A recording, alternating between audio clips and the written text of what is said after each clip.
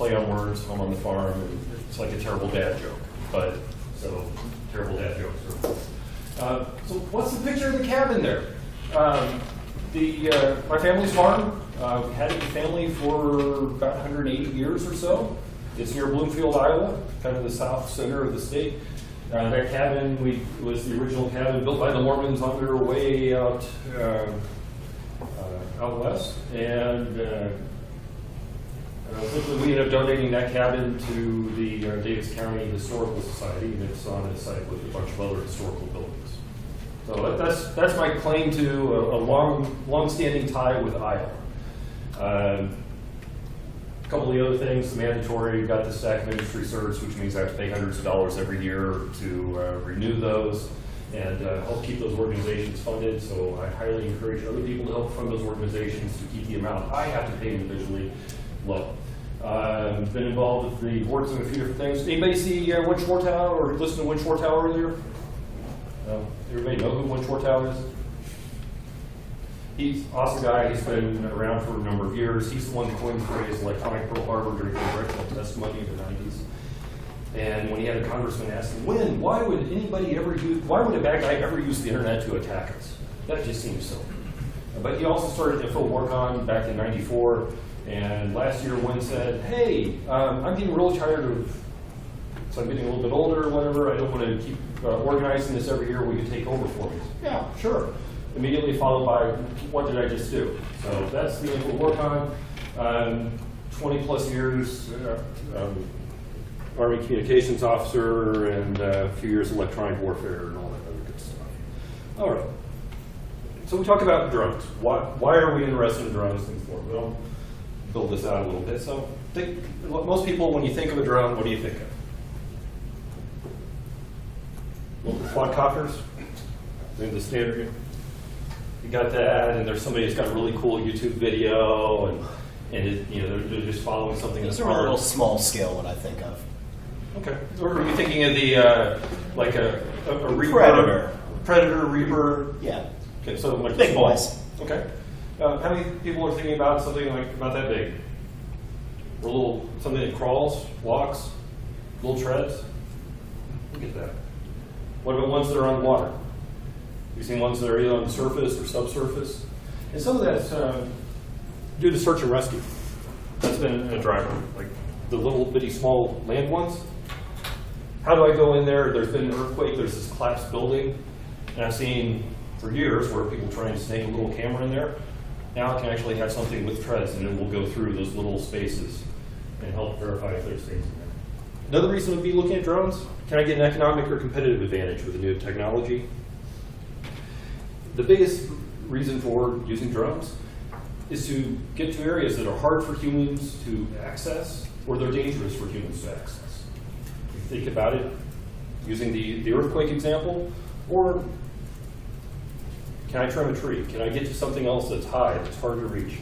If I was told I had to change the light bulbs in here and I had something I could do where I didn't have to get a ladder, that would be pretty nice for me.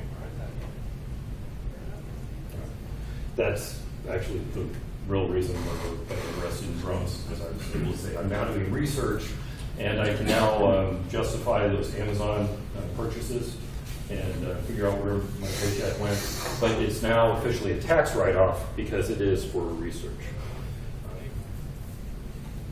Talked about the replacing humans in dangerous situations. And some of that's because it's a hazardous environment. There's chemicals, there's other things that you don't want to actually get into yourself. And when we start looking at them for industrial uses, how many people work on a farm? Yay! How many people have worked with large machinery? Yay! Okay. Are you familiar with it? If you haven't, this is the power takeoff shaft. So it's on the back of tractors. It's a spinny thing. You connect equipment to it. It's this spinning bar with no shields. And if you touch it, that would happen. So I've known people that have lost arms, lost limbs, lost lives. So that's a dangerous thing. If I can look at, I'm going to be doing something like this, can I automate it? Talk about the size of the drone there. You're looking at 12 feet long, 20 feet long. Why can't I have the whole tractor be a drone? Why can't I just go ahead and look at my app and say, anybody got a Roomba? Or other robot vacuum? Where you can look at the app and you can say, go ahead and clean this room or do this. Why can't I just say, go ahead and plow this field? Go ahead and harvest this. Go ahead and send over the grain truck so I can have the combine empty its load into that and then keep going. A big driver for a lot of the technology is labor's expensive now. It used to be that labor was pretty cheap and equipment was more expensive. Well, now we have equipment that's expensive and we have labor that's expensive. So how do we knock some costs out of it? Well, maybe if I keep the expensive equipment and I can get the human labor out, I'm going to be able to save some money and become more efficient, more profitable. One thing with any new technology, it ruins old television shows and movies. Where's Timmy? Timmy's in the well. Why does Lassie keep putting Timmy in the well? Well, now because I had the drone that was following, I know that Lassie's the one that keeps putting Timmy in the well. So keeps Lassie separated from the boy. I don't have the problems anymore. I no longer have the television show. But look at any of the Scream movies or horror movies, you're like, wow, if they had a cell phone, they just said, hey, where are you? Versus, I'm going to walk down this dark hallway. Texting ruins a lot of that. Touch a little bit on the search and rescue, movement of people and animals. From the farm folks, have you dealt with moving livestock? Have you encountered people like the goons, where they're trying to get large groups of people from one room to another, whether at different venues, or been to a concert?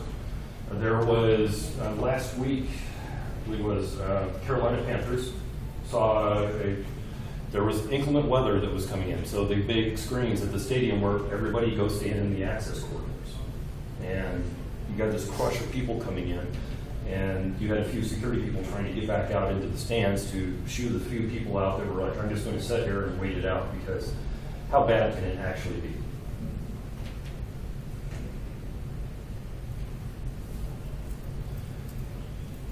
Looking at mapping, you can think, well, what kind of details are happening? Assuming most people use like Google Maps, use Waze. Help find your areas. You can see the satellite view, you can look at the terrestrial view, you can get the directions with that. If I'm looking at it for the agricultural use, if I'm looking at it for an area that's not heavily trafficked, I may want to use drones to be able to go in and help map what's there. That satellite image is a few weeks old. And if I'm trying to figure out, I've got 2 weeks in between rains, or I've got a few days, so the fields are now dry enough, where do I need to go first? Which ones are getting the most weeds in there? Where do I need to direct my efforts first? What's the highest priority? If I can send something in and go, look, once again, not taking that human cost, not taking that labor to get in there, that will still do. Also for monitoring. Anybody like hiking or hunting, spending time outdoors? And you've seen game cameras, or I like the pictures of the game cameras where people have done the scary ghost person that was standing behind their shoulder, because it's like cat videos, you just have to look at them. But you think a lot of times they put the game camera out there and then they have to go back out. And one of the things that we've looked at with the drones is, okay, the motors are the biggest power drain. So if I'm going to have this, but if I set it down, I can run the camera for many hours. What if I have to go out, leave my house, it goes out, it sets where I want it to set on a trail, looking at an access gate to a property, security type aspect. They're monitoring with the camera. It could be uplinking through GSM, sending the images back that way. When the batteries get to a certain level, it's going to come back in and recharge itself. So I don't have to walk out there every time, and I know that I'm getting regular updates. Once again, I'm saving labor, I'm saving time.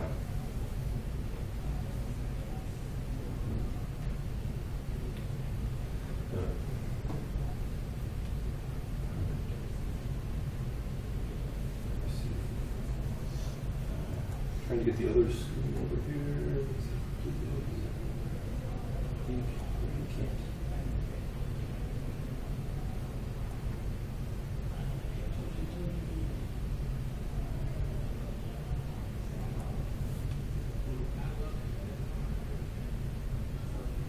of you have just said, hey, I've got a couple of toys, let's bolt them together and see what happens? Okay, how many spouse would say that you bolted together some toys to see what would happen?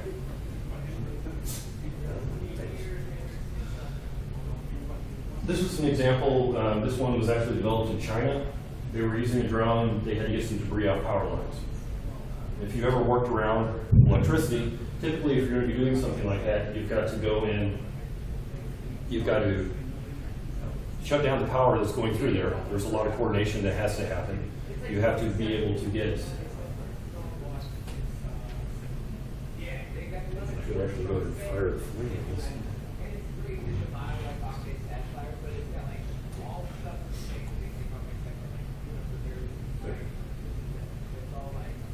To work on power lines, you have to go and coordinate to get that shut down. When you shut it down, everybody that's downstream, they no longer have electricity, so you're disrupting that. You're making more of a problem for other people.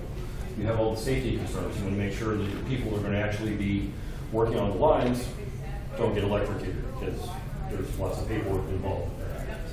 In this case, what they're looking at is, I've got this drone, I can go in, I can burn off this debris. It's within the certain amount of burn time. I'm not going to be damaging any sheathing on the lines or any insulators or any of the towers or other structures. So it's within acceptable parameters. I don't have to disrupt power to anybody else. I'm able to go ahead and just deploy this and get things going. Whenever there's a large scale storm, my understanding is Iowa's been doing quite a bit of work on getting their power lines below ground. Is that true, not true in your area? Distribution, but not transmission. Okay. There's still a fair amount then after a storm that limbs that went down somewhere, taken out a power line, a few folks are waiting for power to come back. Yeah, especially rural. And had an uncle worked at the REC, and sometimes the line wasn't actually broken. The limb would just happen to be on the line, and they had to go ahead and shut down the power so they could remove the limb. Well, if they could go ahead and just go ahead and burn that down, then it's no longer an issue.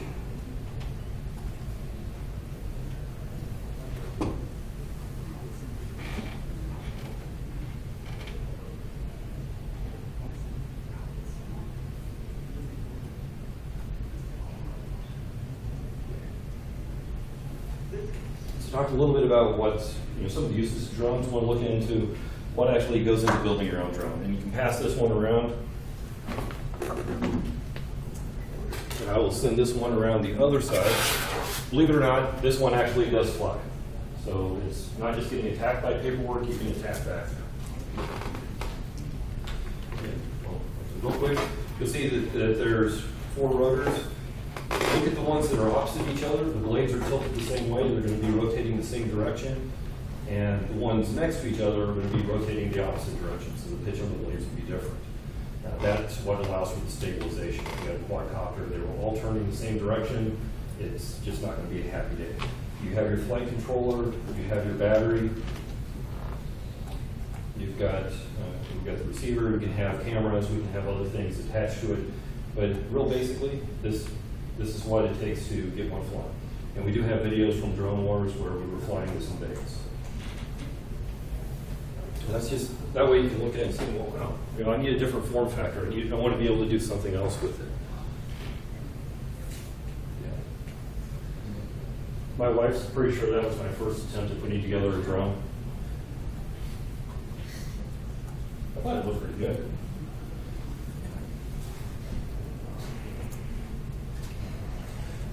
Well, that's the actual components that you're going to be, and whether it's a quadcopter like that or we're going to look at something that's terrestrial, all drones have one thing in common, it's the system.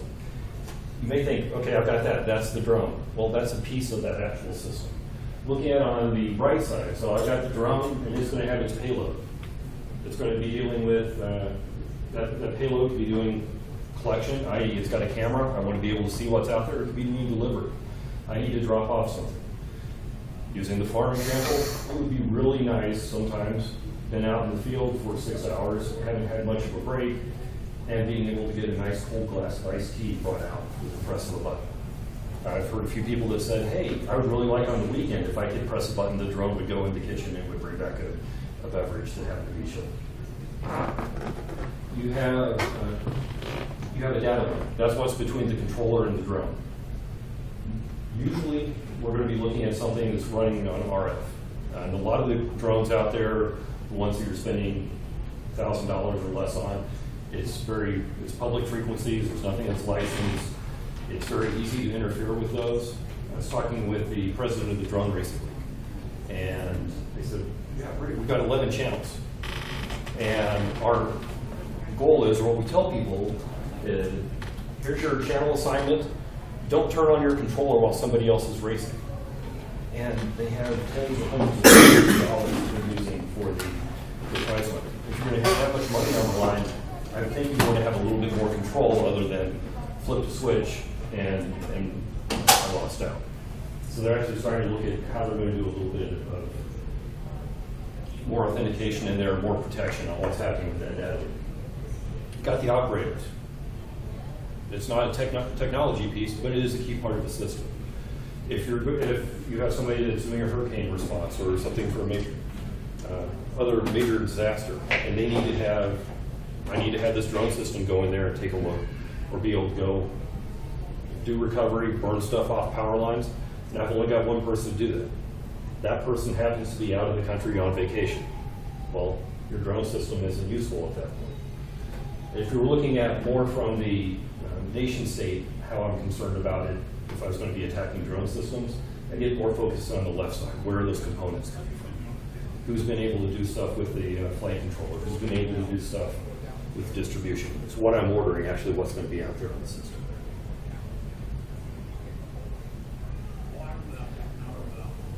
What's interesting, I've met the woman that's the first driver on Mars, driving Curiosity. And so I thought that was pretty cool. But you think about that, that's a drone. It's got some additional challenges when you're dealing with that one, because you've got a very long delay time between when you're setting up your message, turn right 10 degrees, and when it actually does turn right. It's not like something where we have our first-person view off of one of those that can be dynamically interacting with it. You're looking at hours usually between the command, it being executed, and able to see what happens next. But regardless of that, we're looking at a different format. Some of the same components in there. Looking at one of those helicopters or the clipboard that's going around, you're looking for stabilization. Is there a gyro on board? And that's going to be not like the cool kid toy where it's all this big. It's inside the chip. And I've seen 7-axis, 9-axis gyros, but that's what's adding the stabilization to it. Being able to look at PNT, position, navigation, and timing. So you can pull a lot of that, we can pull all of that off of GPS. What if you're in an area where GPS isn't working right now? And by that, it's not like you're going to go out there and, oh, none of the satellites are working in the middle of this farm, but there's somebody else that was running something on those frequencies. Probably seen on the news where there's talk about in Syria, there's other places where people are turning on jammers. In New York City, they were having some problem with GPS jam at one of the airports.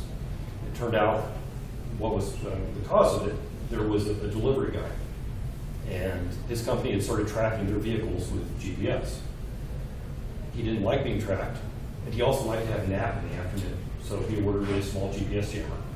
And he would put it in his vehicle, he would turn it on, be able to have his nap in the afternoon. But it happened to be on the approach to Newark. So there would suddenly be planes coming into land, and there was the GPS information. And what the heck is causing this? Long story, FBI involvement, delivery driver gets in trouble for taking it out. That's crazy. Yeah. How? They take a very dim view of interfering with licensed frequencies. Yes. And I should have put up a slide that actually has the math of what's happening with GPS. Looking at signal strength, it's like 14 zeros before you actually start to see numbers. So a 1 watt transmitter on GPS frequencies is going to pretty much knock out anything that's nearby. It's got such a small signal. Has anybody seen a picture to scale on geosynchronous satellites and Earth and how far away they are? So to heavily bastardize that, if this is the planet right here, geosynchronous is like out here. And to get the full transmission from a GPS satellite as it goes through that cycle one is, you've got very low power. It's got this big transmission angle, and somebody correct me if I'm wrong on this, it's like 11 minutes or 15 minutes to get the full transmission. So the old GPS systems, you would power them on, it would take quite a while before you'd actually get your position right. Now there's a lot of math that involves the full ephemeris data is transmitted every 10 minutes by each bird. They're offset. I've done GPS spoofing work for various reasons. So the longer the GPS devices these days will cache the information, and because the birds don't maneuver, they can extrapolate forward. The older devices didn't, so it took them forever to get their initial fix. So you can get reasonably accurate fairly quickly just off of the initial positions. But you still need 4 birds to get decent accuracy. And it's all time of flight. They're all transmitting a time-based signal. You're basically mathing based on what the time base is, speed of light, to where the ephemeris data says the bird should have been at the time of the transmission, and it's this icky system of equations that has to be solved back. Yeah, math. yeah, math, Okay. math, icky math. And Make my brain hurt. But then also, if you look at your phone, whenever you're doing the location settings on your phone, you can have it where it's also pulling off of the cell towers and it's pulling off of Wi-Fi networks. So it's using other information to help get that location quicker or with more accuracy. There's a whole big thing around advertising technology that gets put in there. Another example of a drone that most people don't consider is what happens when we start looking at bioorganic. And if you search for drone and cockroaches, you'll find 2 different things. One is where they were scaring the Madagascar hissing cockroaches, University of Connecticut. And the other is there's actually this big cockroach drone you can get off Amazon that looks really freaky. And if you have children and your spouse isn't going to catch you tormenting the children right away, I highly recommend it. If you are worried about a spouse or somebody catching you tormenting people with I don't know anything about it. I never recommend it at all. So would these be good for exterminators? You could actually follow wherever the nest is and plant poison or something? Or I need to get into a small location and I need to be able to do something with it. That'd be cool. You talked about Pull a cable through that wall. Yes. And looking at, from a farming example, I was talking to somebody like, great, we've got a bulldozer stuck.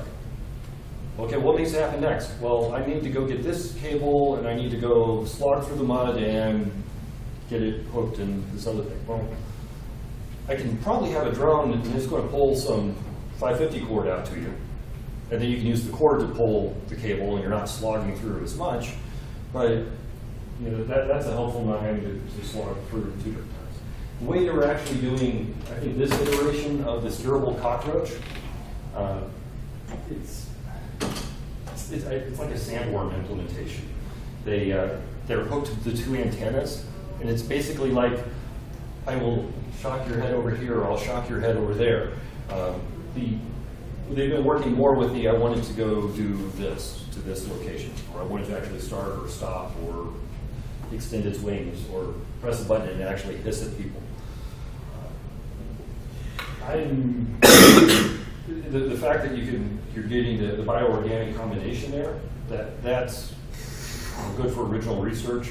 Some of the rest of it, you just got some grad students that figured out how to write a grant request and do something that sounds pretty cool. But thinking about how that can get built out more. World War II, Russians were doing, it was either the Russians or the Nazis. Somebody will lump in the category of adversaries and bad guys. were trying to train dogs to blow up tanks. It was the Russians. It was the Russians. Okay. It was the Russians in that they were training them on the T-34s, and when they turned them out loose on the Nazis, they went for what they were trained for. And part of it was just, it was the metal thing with treads and whatever. And what they were doing is they were essentially starving the dogs. They would put food under the tank, and the dogs would run under the tank to get food. And then they were going to take them out of the battlefield. We were going to strap explosives to it, so it's now a suicide bomber. And we're going to turn it loose, and it's going to run under the tanks for the other side and blow them up. But then they forgot that their tanks were closer to the dogs, and that was what the dogs were already trained on, so they would. Oops. If they had the circuit board, they might have been able to tug the dog's ear and send it across the field. But they didn't. I can definitely see when I start looking at really small sizes. If I've got a bioorganic thing, I'm not as worried about battery life. We talked about using the drone for the camera, and the motor's taking most of the stuff. Well, I'm not having to run the motors in. I'm just running the transmitter, because the motor is coming out of whatever the cockroach is generating power from. And if it stops and eats something because it's not terribly selective, great. It'll continue to operate longer. Can I actually get it where it's going to be powering the circuit board? Not yet, but I am sure there's a grad student working. Already passed around the airframe on there. Talked about this, the power source, the counter-rotating blades. Really, whenever you're looking at anything, any drone, swap becomes a big consideration. Not you, because you keep answering. So anybody know what swap is? It's size, weight, and power. It's kind of like a three-legged stool. I want to figure out what I'm going to do. In the Drone Wars Village, we've got some really tiny little drones, and they've got they're called tiny woos, and they've got cameras. You can do first-person view flying with them. The battery life, 1 to 5 minutes on the outside. You can get longer flight time with one of the larger drones because it's got a bigger battery. It's also going to have more noise. It's going to be able to have more of a payload. It's going to take more time to charge, and it's going to need a bigger space to navigate through. So as I look at those different considerations, I need to balance the swap. In general, you're going to want to be able to get the most flight time or the most operational time out of a given battery. And so looking at those different things, if I'm able to go, I believe that one over there, it's got a carbon fiber frame. So that helps reduce the power requirements. This particular drone, it's called the Danger Drone, a company called Bishop Fox. They were showing that at DEF CON 2017. And it has a payload built in where it was being used to attack networks or attack systems. One example they were showing, they had it go hover outside an office, and then it was attacking through the Logitech USB dongle, took over the computer. Great. The Drone Wars folks, we've got a design called Skyjacker. They're working on version 2 right now that will get publicly released. But it's got modular arms, so if you want to run bigger blades or bigger motors, you can do that. You can essentially swap out what you want to do. And when looking at that, this drone in particular, as an example, the arms are actually they are detachable. Some of the others they'll snap on and snap off. Previous generations of drones, most of them were all cast or cut as one piece, so you weren't able to swap those out. It's useful for a couple different things. One, during transport, I'm looking at a box like this. If I can take all of these off, or they fold in, or I can swap them out, that gets me into a smaller box. And anybody that's dealt with industrial applications or on the farm, space, it quickly adds up. How many people have done parachuting, falling out of airplanes? The general rule that gets put out on that is 2 is 1 and 1 is none. So if you jump, you have 2 parachutes, and you're considered, I'm going to have at least one good one. If you're only jumping with 1 parachute, treat it like I've got none. So if I have to absolutely get something done for work, I like to have redundant systems, or I like to have something as a backup. One of the things that we're doing with the Drone Wars Village is we're having detachable payloads. And with that, you can send the drone in, you can drop off the payload, and that will let you continue to do whatever you need to do. If that's running a camera so you can watch the game trail, great. If it's got Kali and some customization on there, so you're using that as a pivot point to get into the network because you want to get John Deere's new designs, or maybe you actually want to get the firmware for the tractor without having to download it from some Ukrainian website because they don't want people in the US to be able to do maintenance on their tractors. That might be something that you're interested in. Legalities. And with the legalities, I'm primarily looking at the flying drones. They're going to have more restrictions because of FAA and those things. Some of those things, some restrictions, you still have them if you're looking at terrestrial drones or ones that are multimodal. They'll go from water to air.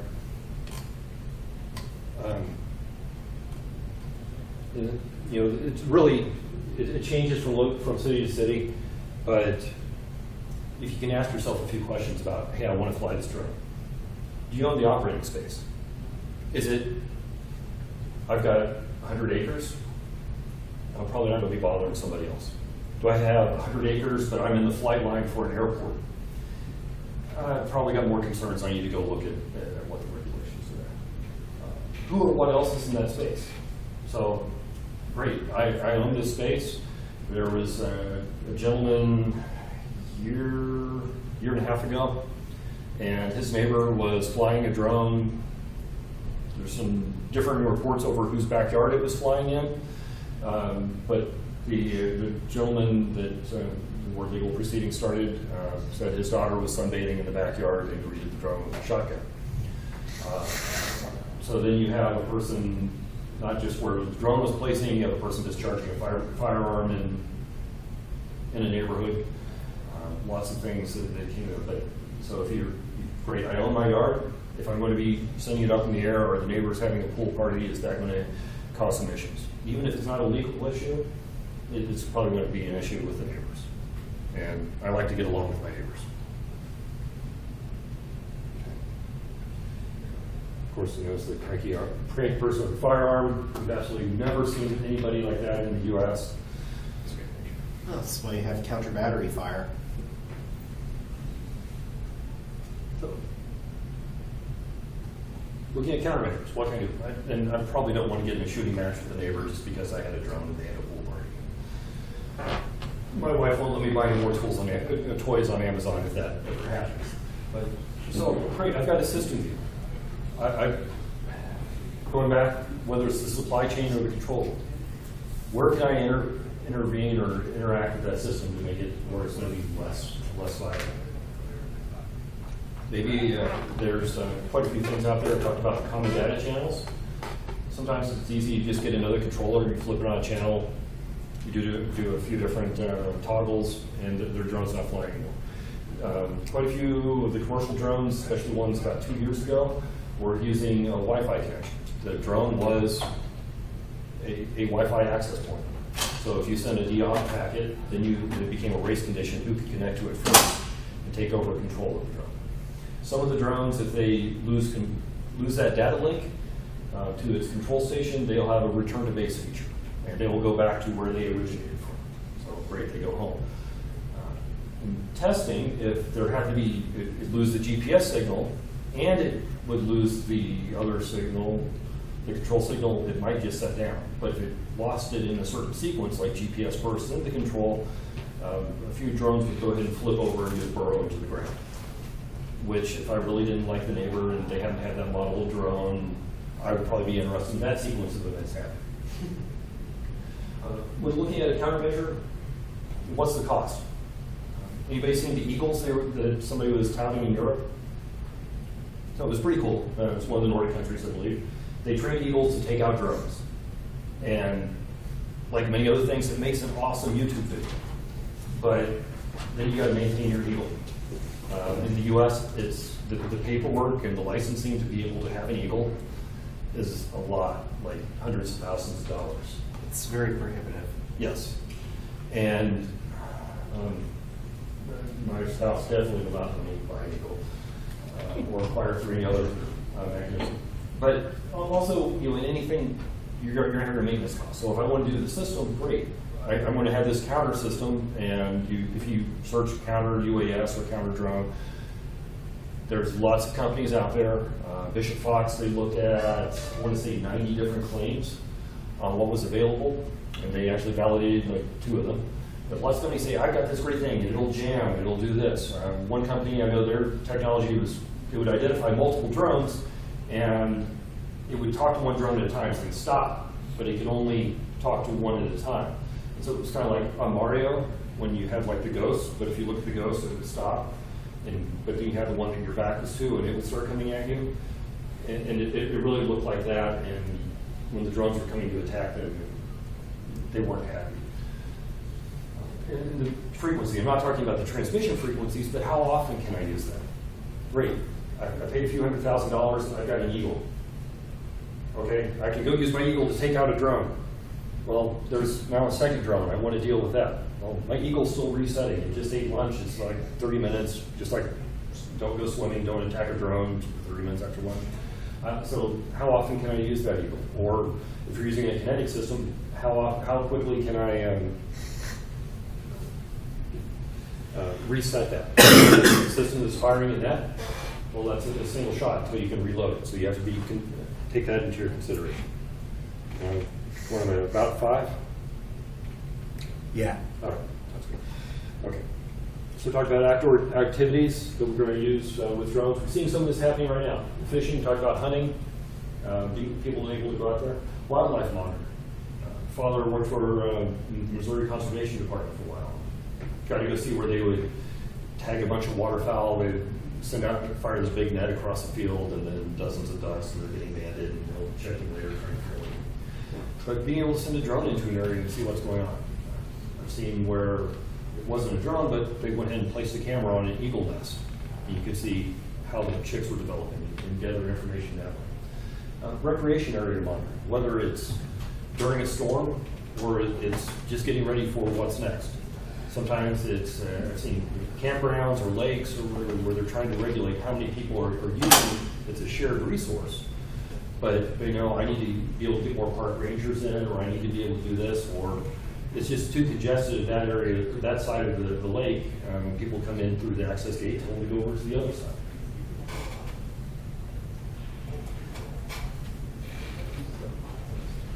Anybody have any idea what's that's hanging below the helicopter? For sonar. It's a way, they dip it in the water and they hunt submarines with that. If I've got, here's a marketing thing, if anybody's got it, if somebody else has a friend that does a lot of fishing, and they've got a fish finder on the boat, work on the remote version where they can send it out there and check a different spot on the lake. It just has to hover, dip that in the water, and then that's doing the signal generation, seeing what they find. The other thing where it actually, drones are being used in fishing. This is an inland one. I live here closer to the coast, so there's some examples where people are using it to get the bait out beyond the surf. But this was an overhead view, and they can actually see, have a better view where the fish are actually in the water. And decide, oh wait, I was misjudging based on temperature and other things. I was going a little bit too far in, need to go a little bit further out. So agricultural activities, talked a little bit about inspecting fields and crops. For the people that have dealt with farms in the area, did you ever have the opportunity to sell the grains in different silos, in different locations? There's only one company. So yes, they believe so. So if I'm now the middleman, I'm the person buying from the farmers, and I want to be able to sell grain. Because I want to be selling soybeans to China. I need to buy from farmers. I need to sell it for more. I need to make a profit. I might be interested if I can talk to a farmer and say, you know what, based on these conditions, I'm going to offer you this much. If you go ahead and agree to sell it to me. And how am I going to determine that? I'm going to send out some drones over their fields. And I can look and see, was there standing water here? Were these other conditions? And I can make that estimate earlier in advance, maybe 2 weeks before harvest. That gives me a competitive advantage in the market because I was able to go out and gather that information. But then there's also that consideration of, I don't own that field. I'm now sending my stuff over that, and the competitive nature of the other grain silos probably have to be tagged. I did mention the snacks and the delivery. I'm reasonably sure if we did a Kickstarter where it says, bring me a beer, and drone flies off and it goes and it comes back with the beverage, I could probably get $150 from every male between like 16 and 45 in the U.S. With that, I've been given the signal that I need to get off the stage. Any quick comments or questions from the group?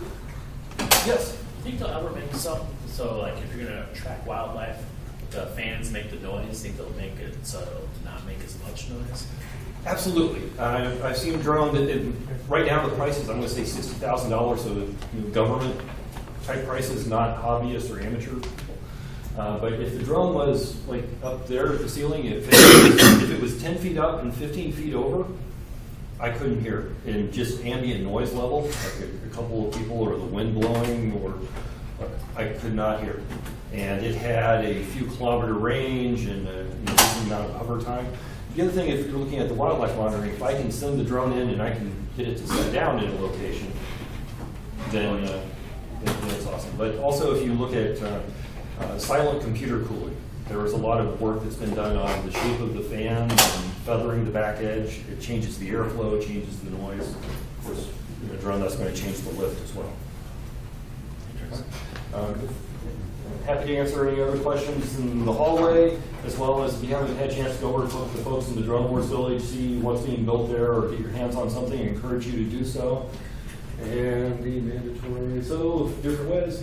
So Drone Wars, reach out to us there. Happy to get you additional information. And for CornCon, the conference when the courthouse started, we've got that going November 1st through 3rd in the DC area, National Conference Center. And the other one's the direct way to reach me on Twitter. Thank you all for your time, and thanks for coming to CornCon.